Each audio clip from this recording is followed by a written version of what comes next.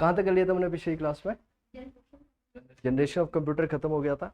ठीक है, आज की इस क्लास में स्टार्ट करेंगे एक नए टॉपिक के साथ। टॉपिक है types of computer.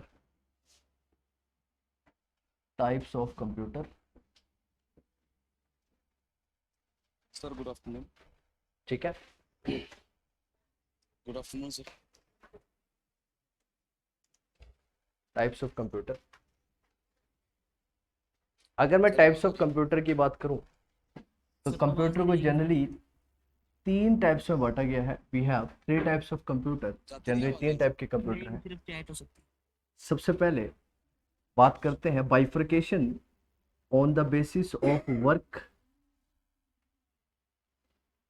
On the basis of work, काम के बेसिस पे, right, basis on the basis of work. दूसरा एक on the basis of size.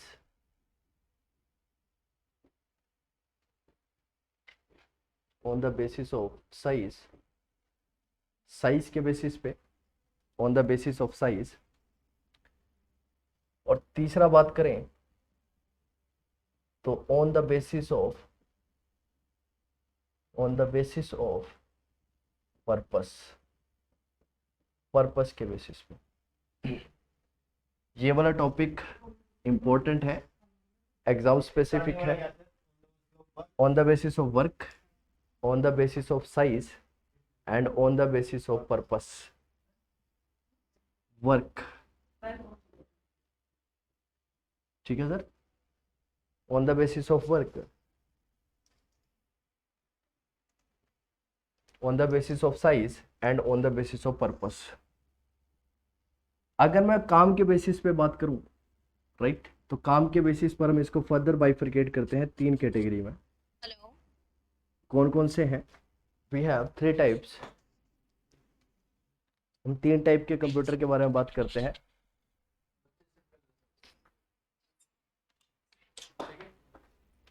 एक हमारे पास है analogue computer. One we have analogue computer. एक हमारे पास है digital computer.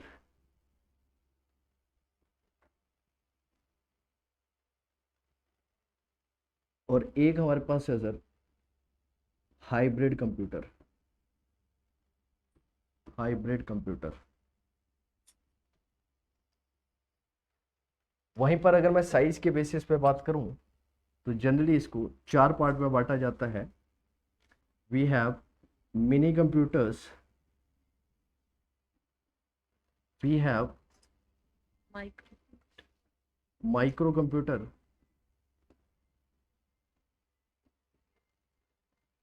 We have supercomputer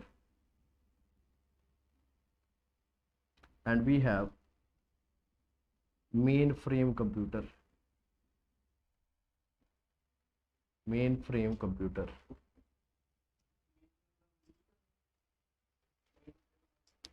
mainframe की बात करेंगे, इसके बारे में डिस्कस करेंगे सर सब कुछ डिटेल में। अगर मैं पर्पस के बेसिस पे बात करूं तो पर्पस के बेसिस पे कंप्यूटर को दो क्लास में बाइफरकेट किया जाता है। एक जनरल पर्पस कंप्यूटर और एक हमारे पास है special purpose computer. General purpose computer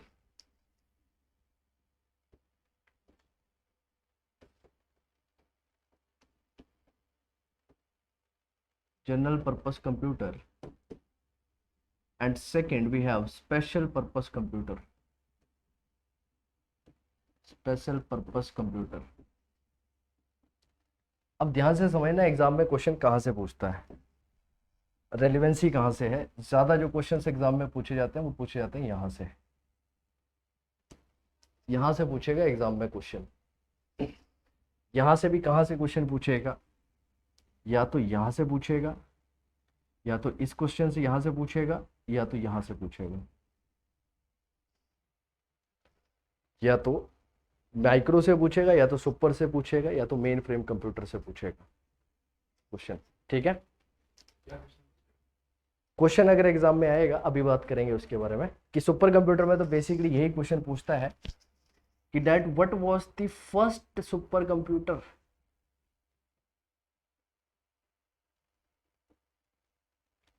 developed by India. Bharat के द्वारा पहला सुपर कंप्यूटर कौन सा था?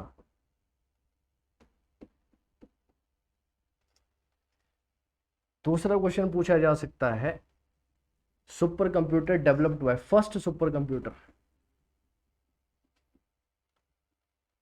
First super computer. तो यहां पे दो चीजें पूछेगा, नेम एंड कंट्री, नाम और कंट्री। तो ये सबसे पहले साइज के बेसिस पे ही बात करेंगे, साइज के बेसिस पे ही बात करेंगे सबसे पहले।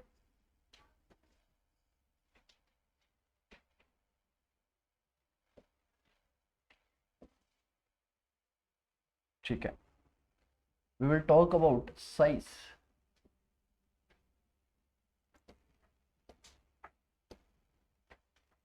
साइज के बेसिस पे यहां से एक क्वेश्चन ये भी बन सकता है, यहां से एक क्वेश्चन ये भी पूछा जा सकता है कि अगर मैं साइज के बेसिस पर बात करूंगा तो सबसे स्मॉलर साइज,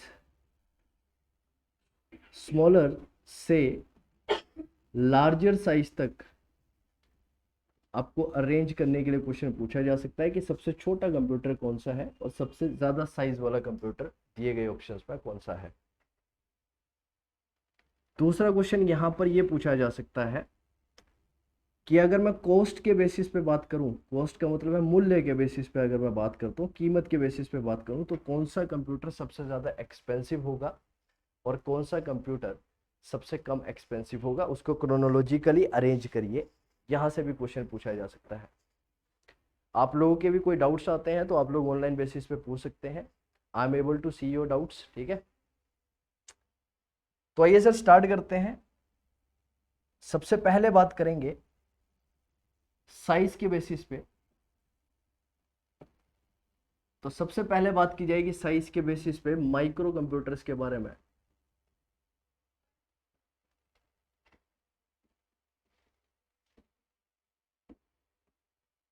अगर मैं माइक्रो कंप्यूटर की बात करता हूं, if I talk about micro computer, so micro computer basically consist of your desktop computer. इसके अंदर आपके डेस्कटॉप कंप्यूटर्स को इंक्लूड किया जाता है। एग्जाम्पल के तौर पर जैसे कि पीसी, पीसी पर्सनल कंप्यूटर इसके अंदर आपका आएगा। माइक्रो कंप्यूटर का बेसिक काम क्या होता है? To perform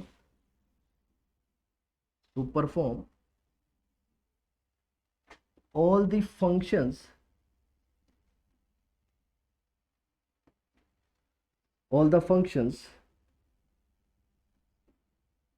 of the time. आज के टाइम के जितने भी फंक्शन है वो परफॉर्म इसके अंदर किए जाएंगे। इसके अंदर आपके पीसी भी आएंगे। दूसरा इसके अंदर और किसको इंक्लूड किया जा सकता है? आपके नोटबुक कंप्यूटर्स को भी इसी के अंदर इंक्लूड किया जाता है। नोटबुक कंप्यूटर की अगर मैं बात करूं तो नोटबुक कंप्यूटर बेसिकली रिप्रेजेंट करता है आपके लैपटॉप्स को। It basically includes laptop, laptops को इसके अंदर इंक्लूड किया जाता है। थर्ड अगर मैं बात करता हूं, इसके अंदर आपके आते हैं palm top, palm top, palm top बताता। ठीक है, सो अगर मैं पाम टॉप की बात करूं तो पाम टॉप के अंदर क्या आएगा आपका? सो आजकल के टाइम पे जो आप सब यूज करते हैं mobile phones. So mobile phones are basically an example of microcomputers. Mobile phone microcomputer का पार्ट है। ठीक है, नोटबुक को अल्ट्रा बुक भी बोला जाता है। These are also known as ultrabook. इसको अल्ट्रा बुक के नाम से भी जाना जाता है। अल्ट्रा बुक के नाम से भी हम इसे जानते हैं। We also know this from the name of ultra book.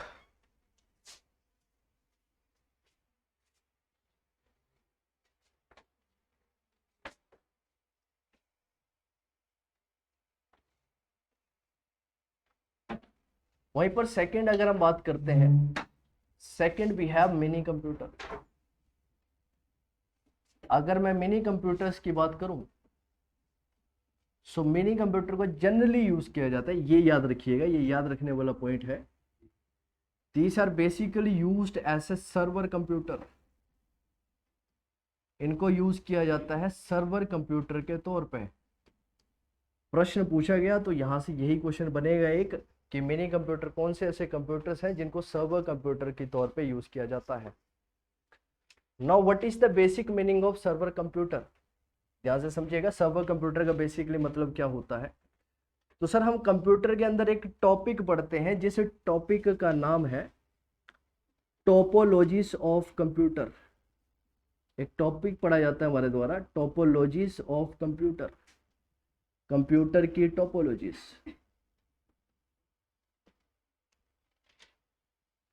कहने का मतलब क्या है, ध्यान से समझिएगा। एक संस्था के अंदर जब भी आप काम करते हैं, जब भी एक ऑर्गेनाइजेशंस के अंदर आप काम करेंगे, तो कंप्यूटर्स क्या होते हैं, डिफरेंट तरीके से अरेंज्ड होते हैं विद इन द ऑर्गेनाइजेशन। तो ये अरेंजमेंट कहलाता है कंप्यूटर्स का। ये कंप्यूटर्स का अरेंजमेंट होगा, जहां पर हर एक कंप्यूटर को बोला जाता है क्लाइंट। जहां पर हर एक कंप्यूटर को बोला जाता है क्लाइंट। क्या बोला जाता है? क्लाइंट बोला जाता है। आइए समझिएगा, अगर मैं टोपोलॉजीज की बात करता हूं तो हमारे पास कौन कौन सी टोपोलॉजीज होती हैं। एक हमारे पास होती है सर बस टोपोलॉजी, एक हमारे पास बस टोपोलॉजी है। एक हमारे पास होती है सर स्टार टोपोलॉजी, एक हमारे पास है स्टार टोपोलॉजी। एक हमारे पास होती है sir mesh topology, mesh topology. और एक हमारे पास होती है sir tree topology, tree topology, tree topology. ये बेसिकली क्या दिखाता है? ये बेसिकली दिखाता है अरेंजमेंट ऑफ द कंप्यूटर्स, कि कंप्यूटर्स को किस तरह से एक संस्था के अंदर अरेंज किया गया है। समझ पाए इतनी बात? अब कैसे अरेंजमेंट होता है थोड़ा सा समझिएगा। हर एक टोपोलॉजी के अपने अपने फायदे हैं, अपने अपने नुकसान हैं, थोड़ा सा समझने की कोशिश करेंगे। इरेज कर दूं इसे। टोपोलॉजी सर्वर के साथ अभी बताऊंगा सर। कईयों में सर्वर के साथ भी अटैच होगा, कईयों में नहीं भी होगा, जरूरी नहीं है। तो जैसे अगर आप किसी संस्था में काम करते हैं तो इंटरनली क्या होता है, कंप्यूटर को डिफरेंट स्ट्रक्चर के साथ क्या किया जाता है, अटैच किया जाता है। तो उससे क्या होता है, जब आप एक जगह से मैसेज को डिलीवर करते हैं तो मैसेज क्या होता है, दूसरे पर्सन के पास भी रिसीव हो जाता है, इजिली एक्सेस कर पाता है सेकेंड पर्सन भी। वो संभव हो पाता है बिकॉज ऑफ दिस अरेंजमेंट। इन्हीं अरेंजमेंट के कारण वो संभव हो पाता है। आइए तो इसको थोड़ा सा समझाने की कोशिश इसलिए की जा रही है ताकि आपको सर्वर समझ में आए। टोपोलॉजी के अंदर एक रिंग टोपोलॉजी भी होती है सर, ठीक है। अगर मैं बस टोपोलॉजी की बात करूं तो ऐसे समझिएगा, यहां पर सारे के सारे कंप्यूटर एक लीनियर लाइन में कनेक्टेड होंगे, right. All the computer will be connected through a linear line. एक लीनियर लाइन में कंप्यूटर सारे के सारे आपस में कनेक्टेड होंगे।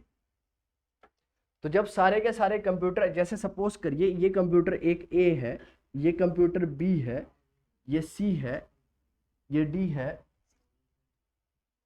ए है, बी है, सी है और डी है।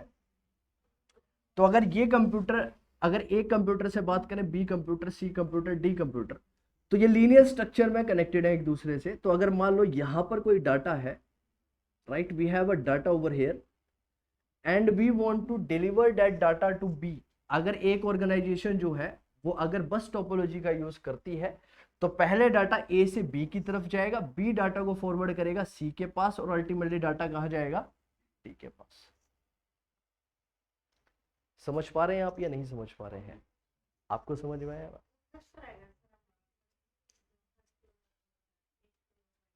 फर्स्ट नंबर पे मिनी कंप्यूटर रह गया आपको। तो मिनी कंप्यूटर के अंदर आपके आते हैं, ठीक है, माइक्रो कंप्यूटर के बारे में मैंने बताया होगा आपको, ठीक है। तो पहले मैंने आपको बताया मिनी कंप्यूटर के बारे में, ठीक है, फिर micro computer, micro and mini. तो अभी मिनी के बारे में बात कर रहे हैं, ठीक है। मिनी कंप्यूटर में जनरली मिनी कंप्यूटर्स का यूज किया जाता है सर्वर कंप्यूटर के तौर पे। किसके तौर पे किया जाता है? सर्वर कंप्यूटर के तौर पे। माइक्रो कंप्यूटर बेसिकली रेफर करता है आपके जनरल कंप्यूटर्स को, जो आप डे टू डे लाइफ में यूज करते हैं। फॉर एन एग्जांपल के तौर पे जैसे कि मैंने आपको बताया डेस्कटॉप के बारे में मैंने आपको बताया, जिसे आप जनरली पीसी के नाम से भी जानते हैं, पर्सनल कंप्यूटर के नाम से भी जानते हैं। इसके बारे में बताया आपको। इसके अंदर आपके नोटबुक भी आती है, इसके अंदर हम नोटबुक को भी कंसिडर करते हैं। नोटबुक बेसिकली रेफर्स टू, और नोटबुक का बेसिक मतलब है आपके लैपटॉप्स, और इसको एक नाम से और जाना जाता है जिसको बोला जाता है अल्ट्राबुक नाम से भी इसे हम जानते हैं। This is also known as ultrabook, इसको अल्ट्राबुक के नाम से भी जाना जाता है, ठीक है मैम।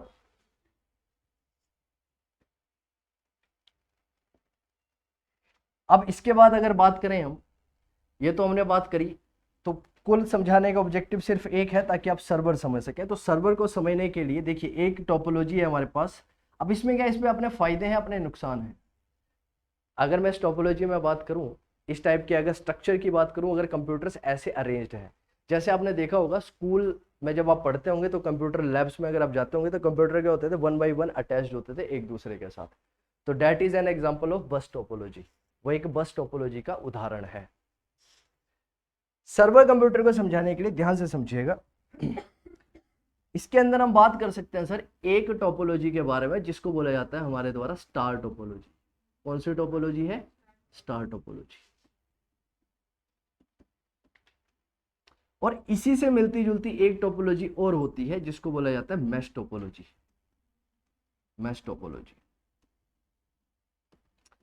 अच्छा, तो बस टोपोलॉजी में नुकसान क्या है?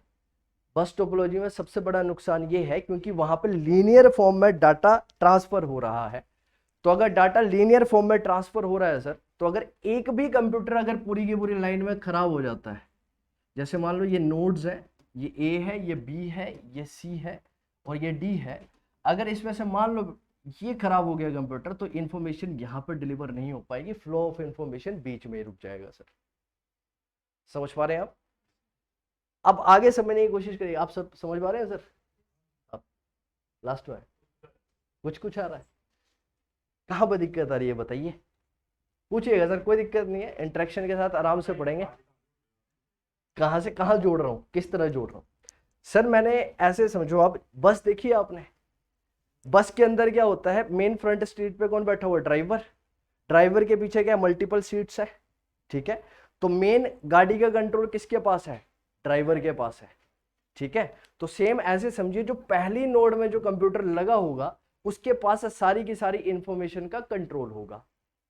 अगर यहां से इंफॉर्मेशन अगर मुझे भेजनी है डी तक, तो पहले वो ए से होते हुए डायरेक्ट इंफॉर्मेशन हम डी पर नहीं भेज सकते हैं सर। पहले उस इंफॉर्मेशन को मुझे क्या करना पड़ेगा, पहले मुझे बी के पास भेजना पड़ेगा, फिर सी के पास, फिर डी के पास। एग्जाम्पल के तौर पे बस के अंदर आप बैठे हैं, बस चला रहे हैं, आप चाहते हैं कि किसी इंफॉर्मेशन को मुझे लास्ट बैठे हुए पर्सन तक पहुंचाना है, तो आप क्या करेंगे, कंडक्टर को बुलाएंगे, ठीक है। कंडक्टर क्या करेगा, पीछे सीट वाले को बोलेगा, फिर वो लास्ट में जाकर उसको क्या करेगा, बताएगा कि भैया इस तरह की चीजें हैं और ड्राइवर साहब इस चीज के लिए मना कर रहे हैं। समझ पाए आप चीजें या नहीं समझ पाए? ठीक है।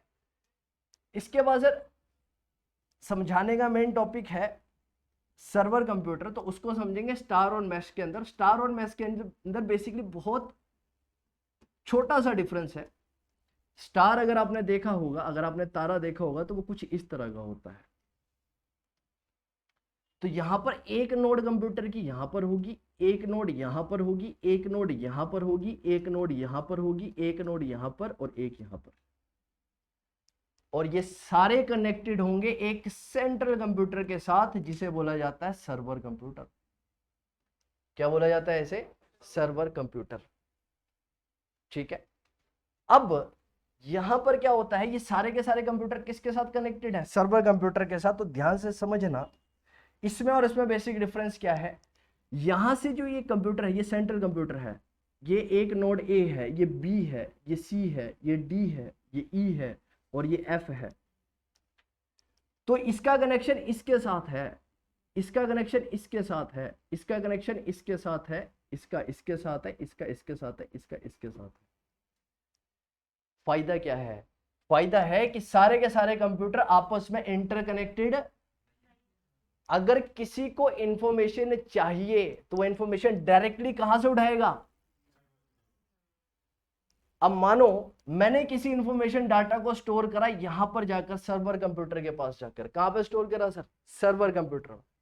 डाटा स्टोर हुआ सर्वर कंप्यूटर पे, रिक्वायरमेंट थी डाटा की बी को, तो बी डाटा कहां से उठाएगा? सर्वर कंप्यूटर से, ना कि ए से लेके।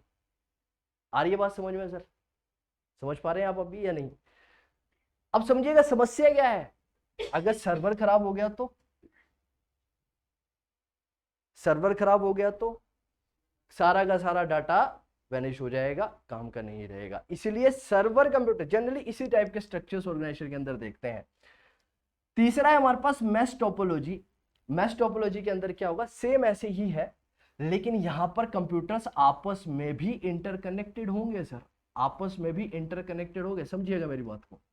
यानी ये सेंट्रल कंप्यूटर के साथ तो कनेक्टेड है ही है, लेकिन साथ ही साथ में ये कैसे कनेक्टेड है? आपस में भी कनेक्टेड है। समझ पा रहे हैं आप या नहीं समझ पा रहे हैं? तो मिनी कंप्यूटर को जनरली यूज किया जाता है सर्वर कंप्यूटर के पर्सपेक्टिव से। ऐसे सर्वर यूज किया जाता है। क्यों किया जाता है ऐसे सर्वर यूज? ताकि ज्यादा से ज्यादा डाटा को क्या किया जा सके? स्टोर किया जा सके। आप सब जैसे कई जॉब भी करते होंगे तो आपके ऑर्गेनाइजेशन के अंदर भी सर्वर कंप्यूटर्स होंगे जहां पर आप डाटा को क्या करते हैं? फीड इन करते हैं, ताकि बाद में डाटा को रिट्रीव किया जा सके। इस पर्सपेक्टिव के साथ उस पर्पस के लिए यूज किया जाता था मिनी कंप्यूटर्स को। समझ पा रहे हैं? अभी भी यूज किया जाता है मिनी कंप्यूटर्स को। जी, जितने भी बच्चे ऑनलाइन देख रहे हैं वो सब भी बताएं आप लोग समझ पा रहे हैं या नहीं समझ पा रहे हैं। अगर डाउट है तो प्लीज पूछिएगा। ठीक है, इसके बाद बात करेंगे मेन फ्रेम कंप्यूटर्स की और सुपर कंप्यूटर की। Let us talk about main frame. हाँ जी, मैश टोपोलॉजी बता दीजिए सर एक बार। देखिए सर, आइए थोड़ा सा डायग्राम बड़ा करें ताकि और बेहतर तरीके से आप समझ पाए।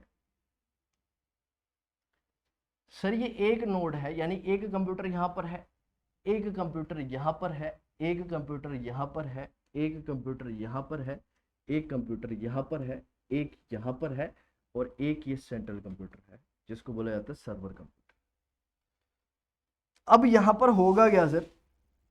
यहां पर सिंपल सी चीज होगी सर, एक क्या कि ये सारी की सारी नोड्स जो हैं, ये सारी की सारी नोड्स जो हैं ये कनेक्टेड होंगे सर्वर कंप्यूटर के साथ। सर्वर कंप्यूटर के साथ तो इनका कनेक्शन होगा ही होगा।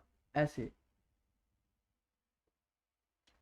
ये ऐसे कनेक्टेड तो होंगी ही होंगी, लेकिन ये आपस में भी कनेक्टेड होंगी। जैसे ए बी के साथ, ए एफ के साथ, बी के साथ, बी का कनेक्शन ए के साथ, फिर इसका कनेक्शन इसके साथ, इसका कनेक्शन इसके साथ, इसका इसके साथ। इस तरह से ये सारे के सारे स्ट्रक्चर आपस में भी कनेक्टेड रहेंगे। ठीक है, समझ पाए आप? इससे कोई नुकसान नहीं सर? किसका? इस मेन यही है इसका नुकसान। अगर सर्वर फेल हो जाए तो सारा का सारा खेल सर्वर का। समझाने का मतलब क्या है? सिर्फ और सिर्फ एक ही ऑब्जेक्टिव के साथ मिनी कंप्यूटर के अंदर सर्वर कंप्यूटर को आपको समझा रहा हूं, सिर्फ ये समझाने के लिए कि सर्वर की इंपॉर्टेंस क्या है। समझ पाए आप लोग या नहीं समझ पाए? जी मैम, आपको समझ में आया? कोई डाउट? चलिएगा, इसके बाद समझेंगे एक टॉपिक। उसके बाद है हमारे पास mainframe computer. We have mainframe computer. और एक हमारे पास है super computer.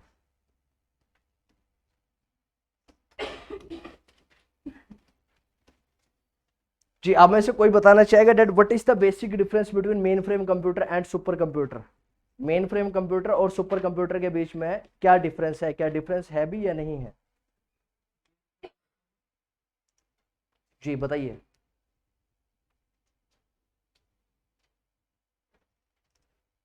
What is the difference between mainframe computer and super computer?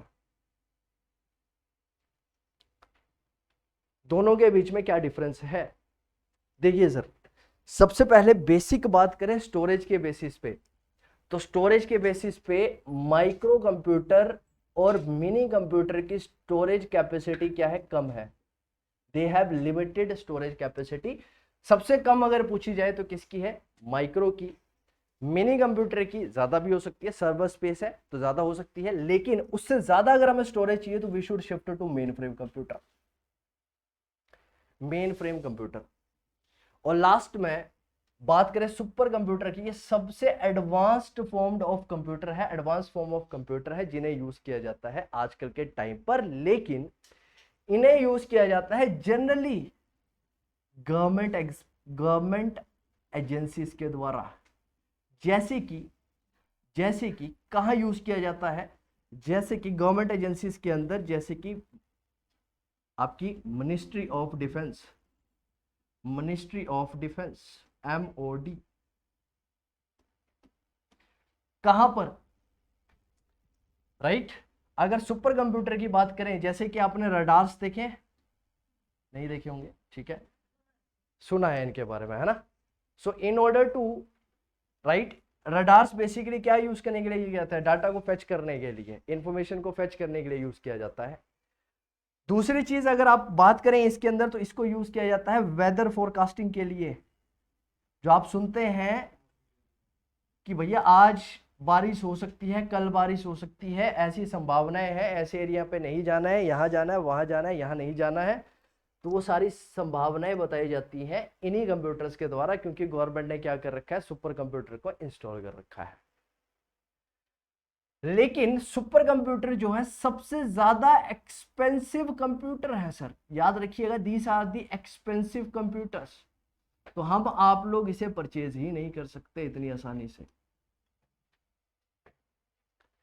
Question exam में पूछेगा कि इस कंप्यूटर को यूज, सबसे पहला कंप्यूटर कौन सा था जो बना था? तो that was developed by USA, United State of America. USA ने डेवलप किया और उसका नाम था sir Cray. The name was Cray. Cray was the name. जी ठीक है सर। जी उसके बाद हम क्योंकि भारत के रहने वाले हैं, पेपर भी भारत में ही देना है, तो हो सकता है पूछ ले भारत में पहला कंप्यूटर कौन सा डेवलप किया गया?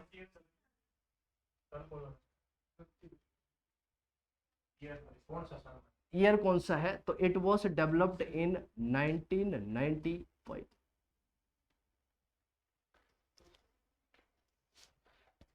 ठीक है सर, बताइएगा, इतना समझ में आया?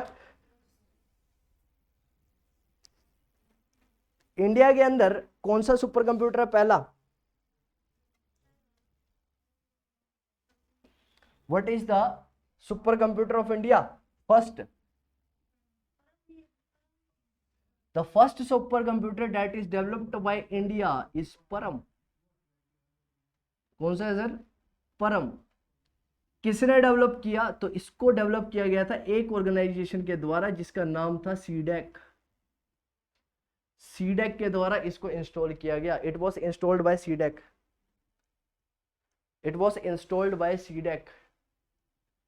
It was installed by CDAC. It was installed by CDAC. किसने किया था इसे? सीडेक ने किया था। It was the first supercomputer that was developed by CDAC. ये एक संस्था है। कहां की संस्था है? पुणे बेस्ड, पुणे में, राइट।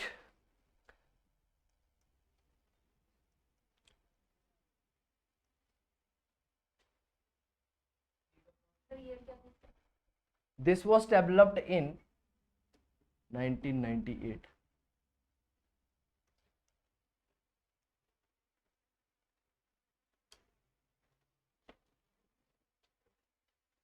ठीक है।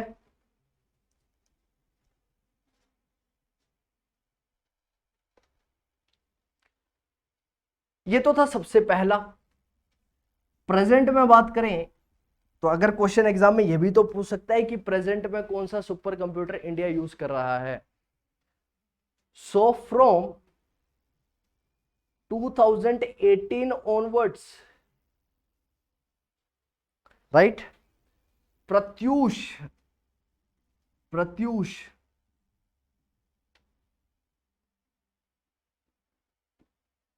Is the current super computer of India. Sir ये आज का सुपर कंप्यूटर है इंडिया का जिसे यूज किया जाता है। कब से? 2018 के बाद से, 2018 से उससे बाद तक, उसके बाद तक। हाँ जी, एडवांसमेंट। अब मैम जब हमने जनरेशन ऑफ कंप्यूटर्स के बारे में समझा था तो आपको पता है विकास ही जीवन का क्या आधार है, तो हमें प्रतिदिन क्या करना चाहिए? विकास करना चाहिए। तो फर्स्ट जब जनरेशन ऑफ कंप्यूटर के बारे में समझा, तो जनरेशन ऑफ कंप्यूटर के बारे में जब जाना तो पहली generation, second generation, third, fourth और फिफ्थ के बारे में जब हमने समझा तो हमने जाना कि वो जर्नी कैसे वैक्यूम ट्यूब से चलती हुई super large scale integrated circuit तक जाकर पहुंची। ठीक है, तो वो जरूरी है। उसी प्रकार से सर यहाँ पर साइंटिस्ट क्या है, काम करते रहते हैं, तो यहाँ पर नए कंप्यूटर्स मिलते रहते हैं। ठीक है, तो अभी जो प्रेजेंट में यूज किया जा रहा है डेट इज प्रत्यूष। कौन सा है वो? प्रत्यूष है। अब एग्जाम में अगर प्रश्न पूछा जाए कि कॉस्ट के बेसिस पे सबसे महंगे कंप्यूटर कौन से हैं, इसको लगाइए क्रोनोलॉजिकल ऑर्डर में, तो सबसे पहले आएंगे सर माइक्रो, सबसे चीपेस्ट। इससे एक्सपेंसिव हमारे पास आएंगे mini. We have minicomputer. हमारे पास क्या है? मिनी कंप्यूटर है। We have minicomputer. Mini के बाद हमारे पास है सर मेन फ्रेम कंप्यूटर। और लास्ट में हमारे पास क्या है सर? Supercomputer. साइज के बेसिस पर अगर बात की जाए, पूछा जाए एग्जाम में कि साइज के बेसिस पर बताइए कि कौन सा कंप्यूटर सबसे बड़े साइज का है, तो इस एरो को उल्टा कर दीजिएगा। अगर पहले सुपर, फिर मेन, फिर मिनी, फिर माइक्रो। पहले सुपर कंप्यूटर, फिर मेन फ्रेम कंप्यूटर, फिर मिनी कंप्यूटर एंड फिर हमारे पास है माइक्रो कंप्यूटर। ये साइज के बेसिस पर, यस। पहले ये कॉस्ट के बेसिस पर है, ये प्राइस के बेसिस पर है, कीमत के बेसिस पर। जी समझ पाए आप लोग?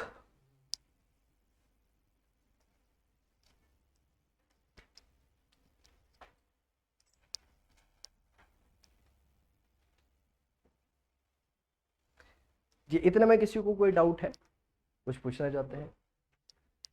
इसके बाद हमने बात करी थी वर्क के बेसिस पे, काम के बेसिस पे। तो सबसे पहले हमने बात करी डिजिटल कंप्यूटर्स के बारे में। We have talked about digital computer. तो सर अगर मैं डिजिटल कंप्यूटर की बात करूं तो डिजिटल कंप्यूटर्स वो कंप्यूटर्स हैं जो, याद रखिएगा, एनालॉग सिग्नल्स का यूज करते हैं। दे यूज एनालॉग सिग्नल्स। अब आप सबको पता ही होगा एनालॉग सिग्नल क्या होते हैं, पता है आप लोगों को? यस और नो? तो सर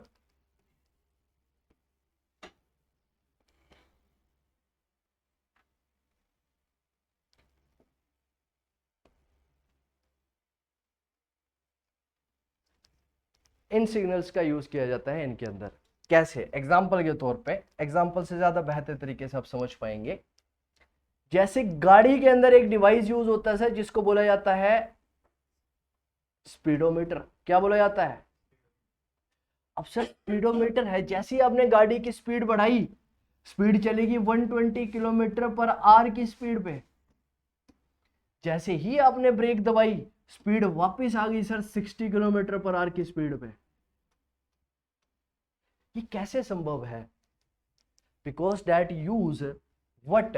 एनालॉग सिग्नल्स, राइट। जैसे ही स्पीड बढ़ी, फ्रीक्वेंसी बढ़ी, फ्रीक्वेंसी बढ़ने के बाद जैसे स्पीड कम हुई, फ्रीक्वेंसी कम, फ्रीक्वेंसी ज्यादा, फ्रीक्वेंसी कम, फ्रीक्वेंसी ज्यादा, फ्रीक्वेंसी कम। इस पर्सपेक्टिव के अंदर इसको यूज किया जाता है डिजिटल कंप्यूटर के अंदर। समझ पा रहे हैं या नहीं समझ पा रहे हैं? ठीक है, उसके बाद बात करते हैं डिजिटल कंप्यूटर्स की। Let us talk about digital computer.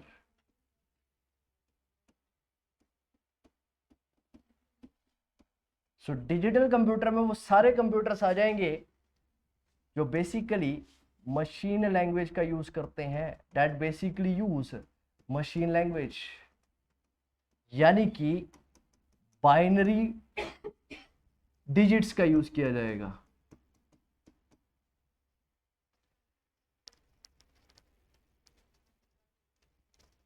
Binary digits का यूज किया जाएगा, और बाइनरी डिजिट के अंदर जनरली 2 डिजिट्स आते हैं सर, 0 एंड 1।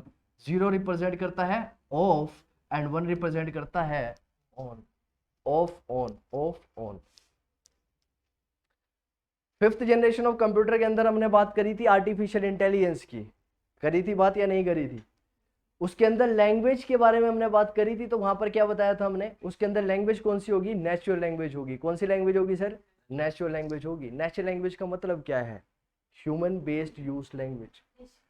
तो जैसे कि अगर आप रोबोट्स देखते हैं आजकल, देखते हैं, तो जैसे कि आप मोबाइल फोन यूज करते हैं, तो उसके अंदर जैसे आपने सिरी से बात करी होगी, एलेक्सा से आप बात करते हैं, तो that are basically work on the principle of voice modulation. किसके ऊपर काम करता है वो? वॉइस मॉड्यूलेशन के ऊपर काम करता है। तो जब वो वॉइस मॉड्यूलेशन के ऊपर काम करता है, वो क्या करता है? आप जिस भाषा में बोलते हैं उसको रिकॉग्नाइज करता है और उसके अकॉर्डिंग आपको क्या करता है? रिजल्ट निकाल कर देता है, यानी डाटा आपसे लेता है और इंफॉर्मेशन में कन्वर्ट कर देता है ना? आप लोग यूज करते हैं अलेक्सा को, तो आप बोलते हैं हे अलेक्सा, राइट, इस चैनल को चलाया जाए और खोला जाए, तो वो अलेक्सा खोल के देती है आपको इमीडिएट बेसिस पे। It happens, right? So why that is possible? Because natural language is used in the 5th generation computer. 5th generation computer के अंदर नेचुरल लैंग्वेज का यूज किया जाता है, इसीलिए। ठीक, थर्ड हमारे पास आते हैं सर, लास्ट में हमारे पास है हाइब्रिड कंप्यूटर। अगर मैं हाइब्रिड कंप्यूटर्स की बात करूं, तो इसके अंदर हाइब्रिड से नाम पता चलता है, हाइब्रिड। तो आप साइंस में कॉन्सेप्ट पढ़ते हैं हाइब्रिडाइजेशन। तो एक ब्रीड को लिया, दूसरी ब्रीड को लिया, मर्जअप करा, एक नई ब्रीड बना दी, हाइब्रिडाइजेशन। तो यहां पर एनालॉग कंप्यूटर और डिजिटल कंप्यूटर का जो कॉम्बिनेशन है, वो हमारे पास हाइब्रिड कंप्यूटर है। हमारे पास हाइब्रिड कंप्यूटर है, यानी एक स्पेशल पर्पस के लिए भी यूज किया जा रहा है, वो एनालॉग सिग्नल्स का भी यूज करेगा, साथ ही साथ में डिजिटल बाइनरी डिजिट्स का भी यूज करेगा। आगे समझिएगा। एग्जाम्पल के तौर पे आप लोग मुझे बता सकते हैं, ऑनलाइन वाले बच्चे भी बताएं भैया एग्जाम्पल के तौर पे, इसका एग्जाम्पल बताइए भाई फटाफट। इसका एग्जाम्पल क्या हो सकता है? तो सर हॉस्पिटल्स के अंदर आप ईसीजी मशीन देखते हैं। ईसीजी का फुल फॉर्म क्या होता है? इलेक्ट्रोकार्डियोग्राम। तो आप इसे देखते हैं सर, तो ये मशीन क्या है? पर्पस एक है, क्या करना? क्या करती है ये मशीन? मेजर करती है, राइट? तो इट मेजर द ब्रेथ, ठीक है? तो अब इसको मेजर करने के लिए पर्पस एक है। तो जैसे कि हमने बात करी थी किसके अंदर? एनालॉग कंप्यूटर के अंदर एक स्पेसिफिक पर्पस के लिए बनाई गई है, लेकिन वहां पर मशीन लैंग्वेज का भी यूज किया जाता है, इसलिए that is an example of hybrid computer. किसका एग्जांपल है? हाइब्रिड कंप्यूटर का एग्जांपल है। समझ पाए इतनी बातें आप लोग या नहीं समझ पाए? अब आइएगा सर, राइट, यहां पर 6th जनरेशन ऑफ कंप्यूटर पे लिखी गई है, तो इसको ये तो हमने डिस्कस कर ही लिया था।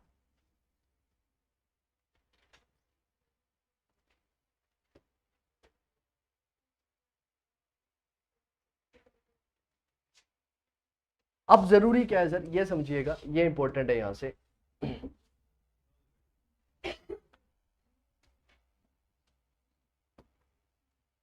आइए थोड़ा सा समझने की कोशिश करिएगा।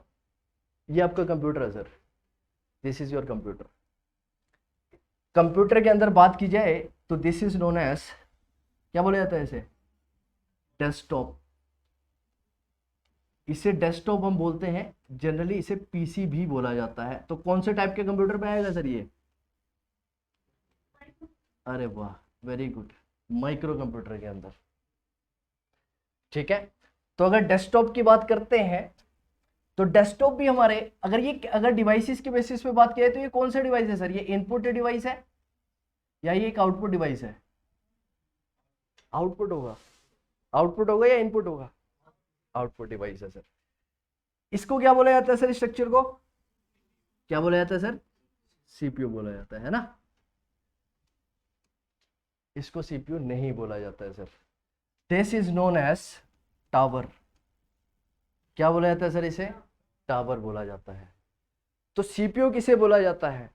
तो जब आप कंप्यूटर को ओपन करते हैं sir, when you open a computer, जब आप एक कंप्यूटर को ओपन करेंगे, मतलब सीपीयू को जिसको आप बोलते हैं, तो टावर को जब एक ओपन किया जाता है, टावर के अंदर एक ऐसी ग्रीन कलर की चिप मिलती है सर। इसी ग्रीन कलर की चिप होती है इसी तरह से। उस ग्रीन कलर की चिप को बोला जाता है सर क्या? Motherboard sir. क्या बोलते हैं उसे? Motherboard, right.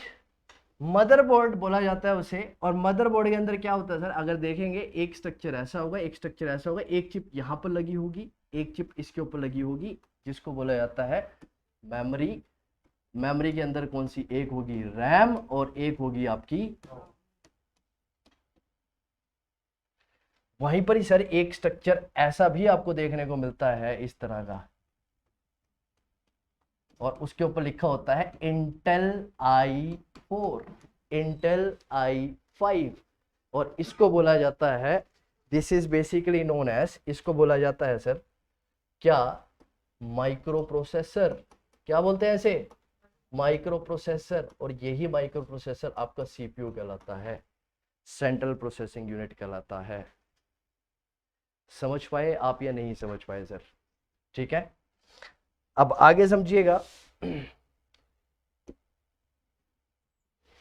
तो ये कहानी है, इसको तो आपको पता ही होगा। ये क्या है? कीबोर्ड है। This is keyboard. इसको कीबोर्ड बोला जाता है। अब कीबोर्ड के बारे में भी जब हम पढ़ेंगे तो ये इनपुट डिवाइस है, आउटपुट डिवाइस है? It is a input device. This is a basic input device. ठीक है, इसको बेसिक इनपुट डिवाइस बोला जाता है कंप्यूटर के लिए। तो जब जानेंगे इनपुट डिवाइसेस के बारे में तब ज्यादा डिटेल में बात करेंगे। तो देखिए अब होता क्या, मैंने आपको जब स्टार्टिंग में कंप्यूटर पढ़ाना स्टार्ट करा था तो मैंने आपको एक चीज बताई थी सर। मैंने आपको बोला था कि कंप्यूटर एक इलेक्ट्रॉनिक डिवाइस है जो डाटा को किस में कन्वर्ट करेगा? इंफॉर्मेशन में। डाटा को किस में कन्वर्ट करता है? इंफॉर्मेशन में। तो अब ये जो डाटा है, डाटा कैसे दिया जाएगा कंप्यूटर को? Through input devices sir. कैसे दिया जाएगा? इनपुट डिवाइसेस के थ्रू। और फिर उस डाटा को प्रोसेस किया जाएगा किसके द्वारा? मेन काम इसी का ही है सर, राइट। तो इसीलिए क्वेश्चन भी पूछा जाता है, which part of the computer is known as the brain of the computer? CPU को बोला जाता है ब्रेन ऑफ द कंप्यूटर। क्यों बोला जाता है? बिकॉज ऑफ इसके फंक्शन। इसके बेसिकली दो फंक्शन है। It has two function. अगर पहले बात करें तो we have ALU and second is sir control unit, CU। तो याद करिए जब मैंने आपको क्लास में पढ़ाया तो स्टार्टिंग में कंप्यूटर के फंक्शन मैंने आपको बताए थे। तो it was used for calculation purpose only sir. तो बेसिक पर्पस उसका नहीं भूला जाएगा इसके अंदर। तो बेसिक पर्पस को परफॉर्म करने के लिए वी हैव ALU, और ALU का फुल फॉर्म क्या है?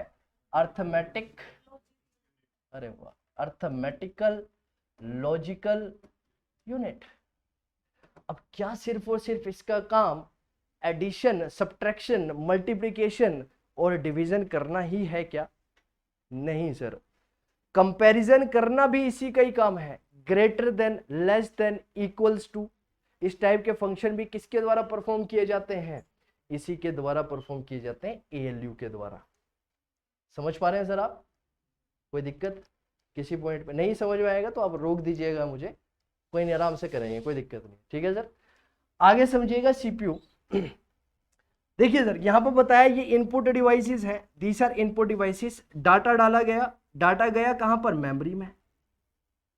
मेमोरी में उसको भेजा सर यहां पर CPU के पास। और CPU के पास क्या आता है सर? या तो CPU क्या करेगा बेटा, जब हमारे पास किसी भी तरह का काम आता है तो हम क्या करते हैं? देखते भाई किस नेचर का काम है, एनालाइज करता है। बिल्कुल सही। तो कंप्यूटर यहां पर क्या करेगा, एनालाइज करेगा कि काम किस तरह का है, क्या कैलकुलेशन का काम है, कैलकुलेशन का काम है तो भैया एएलयू भैया कहाँ है, ये रहे, तो एएलयू भैया ये आपका काम है, इसको प्रोसेस करिए। और जो कंट्रोल यूनिट है ये बाकी सारे पर्पस के लिए है, बाकी सारे पर्पस के लिए किसका यूज किया जाएगा, कंट्रोल यूनिट का यूज किया जाएगा। अच्छा सर, अब क्या करा, जैसे ही डाटा आया, प्रोसेस हुआ, इंफॉर्मेशन के फॉर्म में कन्वर्ट हुआ, इंफॉर्मेशन के फॉर्म में कन्वर्ट हो गया, अब क्या करना है सर, अब अपने पास थोड़ी रख लेना इंफॉर्मेशन को, जिसने कमांड दी थी उसको दिखाना भी तो है। अब उसको दिखाया जाएगा किसके थ्रू, आउटपुट डिवाइसेस के थ्रू। किसके थ्रू दिखाया जाएगा, आउटपुट डिवाइसेस के थ्रू। और जनरली यूज होने वाला सबसे इंपॉर्टेंट आउटपुट डिवाइस अगर आपसे पूछा जाए तो वो है सर, तो आगे जब हम चलेंगे तो हम आपको बताएंगे कि मॉनिटर में भी टाइप्स ऑफ मॉनिटर है, जैसे कि सर वी हैव सीआरटी, जिसको बोला जाता है कैथोड रे ट्यूब। क्या बोला जाता है, कैथोड रे ट्यूब। एक हमारे पास है टीएफटी, इसके बारे में भी समझेंगे। ऑनलाइन वाले बच्चे भी कमेंट करते रहे भी, अगर किसी को किसी पॉइंट पे डाउट्स है, किसी को अगर किसी पॉइंट पे कोई दिक्कत आता है, please let me know.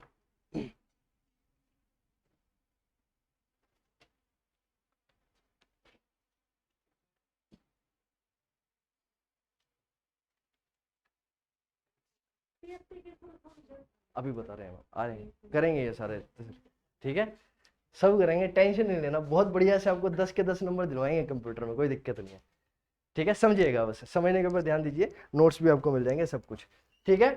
Process करा, मॉनिटर में जैसे कि सीआरटी के बारे में जाना, टीएफटी के बारे में जाना, एक हमारे पास एलसीडी होती है, राइट, एक एलसीडी होती है, सीआरटी है, टीएफटी है, और भी होते हैं, एलईडी भी है, बिल्कुल, और चलिए, इतना समझ पाए या नहीं समझ पाए, ठीक है, ये बेसिक समझ में आया आप लोगों को सबको। आइए थोड़ा और डिटेल में करेंगे, और ज्यादा बढ़िया डिटेल में समझेंगे। यहां से सर बात करेंगे, एग्जाम में क्वेश्चन पूछे कहां से जाएंगे, यहां से आएंगे एग्जाम में क्वेश्चन।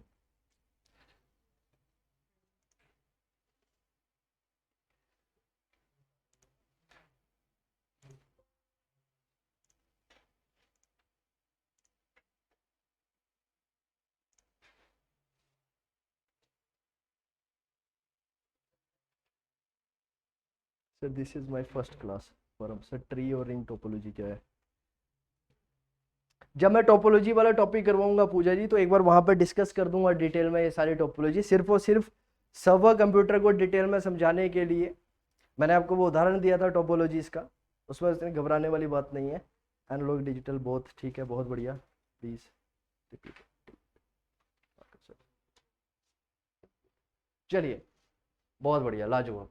तो आइए देखिएगा, अब इनपुट की बात करते हैं। If we talk about input devices,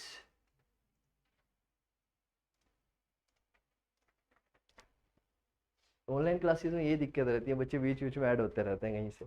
चलिए आइए समझते हैं, इनपुट डिवाइसेस के बारे में बात करेंगे। तो बेसिक इनपुट डिवाइसेस, एग्जाम में क्वेश्चन कैसे पूछेगा, दिए गए ऑप्शन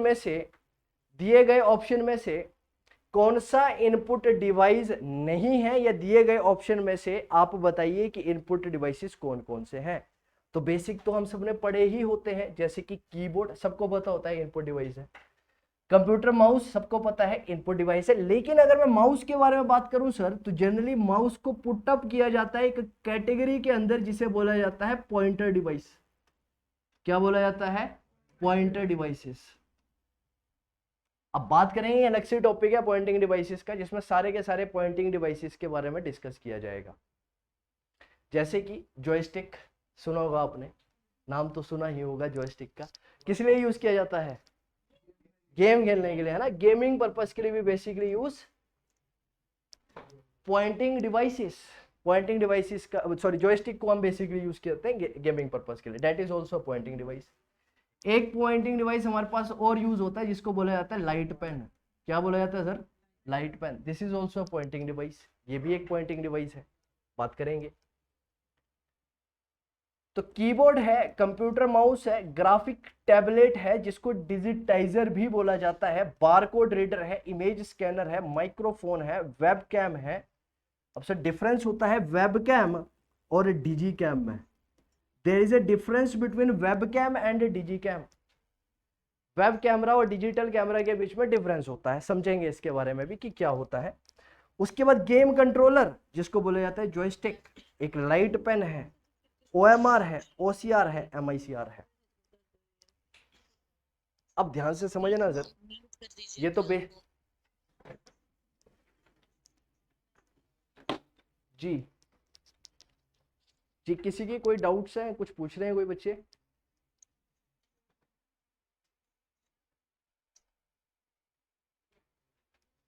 चलिए समझ पाए आप इतनी बात।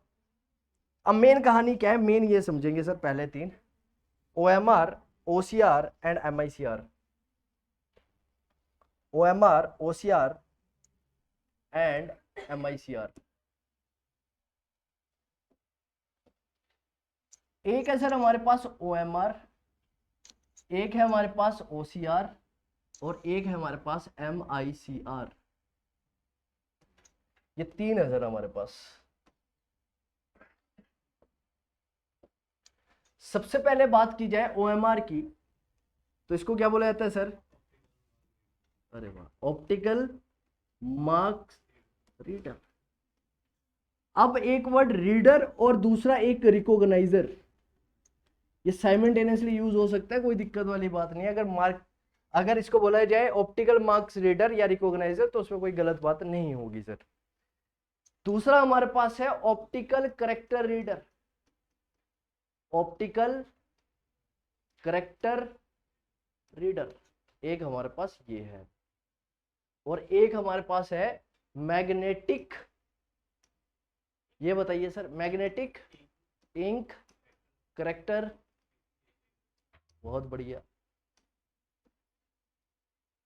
रीडर या फिर रिकॉग्नाइजर, जैसे आपको ठीक लगे आप वो बोल लीजिए, ठीक है। अब ये होते क्या है, MICR क्या है? अगर जनरली मैं MICR की बात करूं, पहले बात करेंगे MICR की, तो MICR को यूज किया जाता है सर कहां पर? बैंकिंग इंडस्ट्री में। This is basically used in banking industry. अरे बैंकिंग इंडस्ट्री क्यों यूज करेगी भाई? Why it is used in banking industry, right? So it is used in banking industry for processing of check, for processing of checks। Checks की processing के लिए use किया जाता है MICR का, चेक्स को प्रोसेस करने के लिए। कैसे कैसे सर? आइए दिखाते हैं आपको कैसे यूज करते हैं। ये देखिए sir, this is an example of MICR। अब देखिए MICR में देखो, ये सारी चीजें जो लिखी गई हैं, कहानियां जो यहां पर है, ये काम की नहीं है। तो काम की चीज क्या है समझिएगा। जब आप चेक भेजते हैं तो चेक को क्लियर किसके द्वारा किया जाता है? Who clear the check? Check clear कौन करेगा? चेक की क्लियरेंस किसके द्वारा की जाती है? बैंकर्स बैंक किसे बोला जाता है? Which bank is known as bankers bank? ठीक है, तो सर बात समझिएगा, रिजर्व बैंक ऑफ इंडिया। आप कभी भी देखते हैं, राइट, किसी भी चेक को आप लगाते हैं तो चेक कभी भी इमीडिएट बेसिस पर क्लियर नहीं होता है। It take time for half an hour, right. Why this generally happens? तो क्या करते हैं, RBI ने स्लॉट्स बना रखे हैं सर क्लियर करने के, कि हर 30 मिनट के अंदर जितने भी चेक डिपॉजिट करवाए जाएंगे वो सारे चेक्स को लिया जाएगा, बैंकों के द्वारा प्रोसेस किया जाएगा और RBI उसे क्या करेगी? क्लियर करेगी। तो अगर आपने चेक देखा हो तो चेक का स्ट्रक्चर कुछ इस तरह से होता है सर। यहां पर लिखा होता है पे फलानी अमाउंट, यहां पर अमाउंट, और यहां पर सर अगर आप ध्यान से देखेंगे तो कुछ इस तरह के नंबर लिखे रहते हैं, ऐसे ऐसे। देखिए, हैव यू नोटिस्ड? नोटिस किए हैं ऐसे या नहीं किए नंबर्स? तो ये जो नंबर्स होते हैं, these numbers are basically generated by a special ink that is known as magnetic ink. उसको क्या बोला जाता है? मैग्नेटिक इंक बोला जाता है। उसको क्या बोला जाता है? मैग्नेटिक इंक बोला जाता है। तो इसको प्रोसेस करने के लिए हमारे पास एक डिवाइस होता है जिसको मैग्नेटिक इंक करेक्टर रिकॉग्नाइजर बोला जाता है, जो क्या करेगा, इसको, इस इंक को रिकॉग्नाइज करेगा, that will recognise this ink. ठीक है, तो ये एक कैसा डिवाइस है? इनपुट डिवाइस है। ठीक है, आगे हमने बात करी सर, ये समझ में आया सबको? इसके बाद हमारे पास क्या है? Optical mark reader. Mark reader, तो अभी एएसआई का पेपर कितने लोग दे रहे हैं? आप सब दे रहे हैं ना? तो अभी एएसआई का पेपर देंगे आप लोग, तो ऑनलाइन पेपर है ऑफलाइन पेपर है? ऑनलाइन होगा ना पेपर। तो पहले, अभी ज्यादा का सब कुछ ऑनलाइन ही कर दिया गया, तो पहले जब आप पेपर देते होंगे तो आपके पास कुछ इस तरह की शीट दी जाती थी सर, उसके ऊपर ऐसा रहता था कुछ,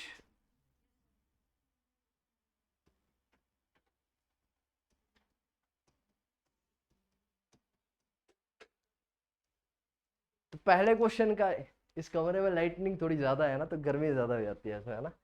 चलिए, तो आपको जब इसे फिलअप करना होता था तो आप बेसिकली क्या, देखिए ये मशीन है एक, तो यहां से भी हीट जनरेट हो रही है बहुत ज्यादा। ठीक है, आइए समझिएगा। तो यहां पर क्या होता है, आप क्या करते थे? पेंसिल से पेन से क्या करते थे? मार्क करते थे ऐसे, इसका आंसर बी होगा, इसका आंसर सी होगा, है ना? आते थे तो ठीक है, नहीं आते थे तो कहीं भी भर देते थे, बी बी बी सी सी, है ना? चलिए आइए, तो समझिएगा सर बात को ध्यान से।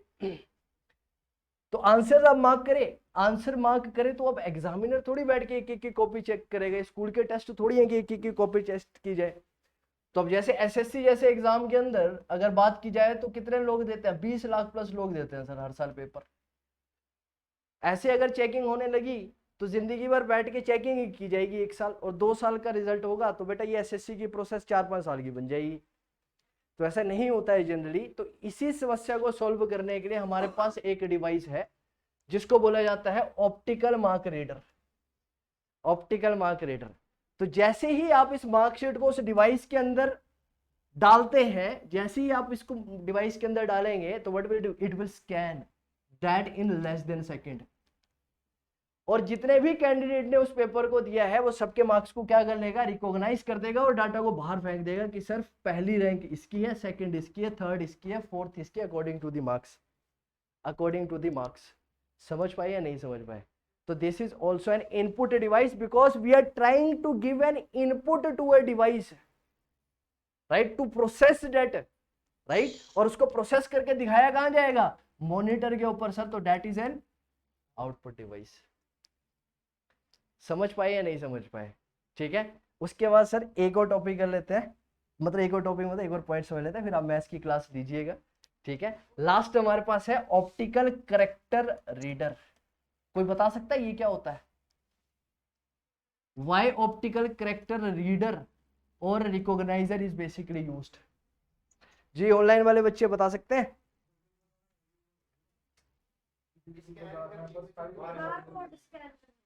तो वो तो बारकोड स्कैनर है वहां पे, we have barcode scanner for that. Why we will use optical character recognizer और रीडर? इसको काहे यूज करेंगे? वर्ड्स को स्कैन करने का। Very good. तो जैसे कि हमने सर एक डिवाइस पढ़ा था लाइट पेन, है ना, उसी तरह से सर इसमें क्या होता है, एक यूएसबी पोर्ट होता है। यूएसबी पोर्ट सबको पता है, यूएसबी का मतलब क्या होता है? यूनिवर्सल सीरियल बस। तो अगर देखिएगा सर इस तरह का, जैसे पेन ड्राइव देखते हैं, पेन ड्राइव के अंदर भी कैसा पोर्ट होता है? जैसे पेन ड्राइव है तो यूएसबी पोर्ट होता है इसके आगे फ्रंट का, यूनिवर्सल सीरियल बस। अब यहाँ पे होगा क्या, एक साइड ऐसी होती है और दूसरी साइड ऐसी होती है। तो अब क्या होगा सर, ये एक डिवाइस है जो डिवाइस को कनेक्ट किया जाता है, जैसे पेन की तरह एक डिवाइस होता है, लाइक दिस। ठीक है, इसी तरह से एक डिवाइस होगा। तो आप क्या कर सकते हैं इसकी मदद से, जैसे कि अगर आपने किसी कंटेंट को हैंड रिटन करा हुआ, सर क्या करा हुआ, लिखा हुआ है किसी कॉपी पे, किताब पे किसी चीज को लिखा है, and you want it to produce digitally on the screen. आप चाहते हैं वो स्क्रीन के ऊपर कैसा है, डिजिटल बेसिस पे है, तो आप क्या करेंगे, इसको कनेक्ट करेंगे कंप्यूटर के साथ और उसको स्कैन करेंगे, तो they will recognise each and every character and will produce that on the screen, और उसको कहां पे प्रोड्यूस कर देगा, स्क्रीन के ऊपर प्रोड्यूस कर देगा। ठीक है, समझ पाए आप लोग?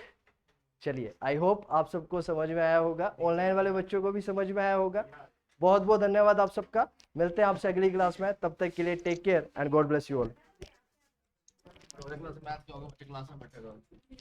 अगली क्लास आप लोगों की मैथ्स की है, तो जिन 3 बच्चों की मैथ्स की क्लास है वो जुड़े रहें, बाकी सारे बच्चे जा सकते हैं। धन्यवाद।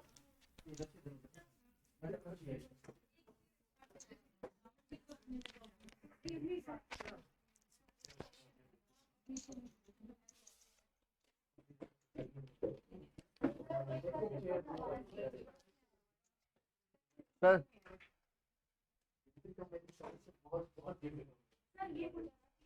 कॉन्फ़िगरेशन के लिए कौन सा सॉफ्टवेयर कॉन्फ़िगरेशन सर मैं सॉफ्टवेयर यूटिलिटी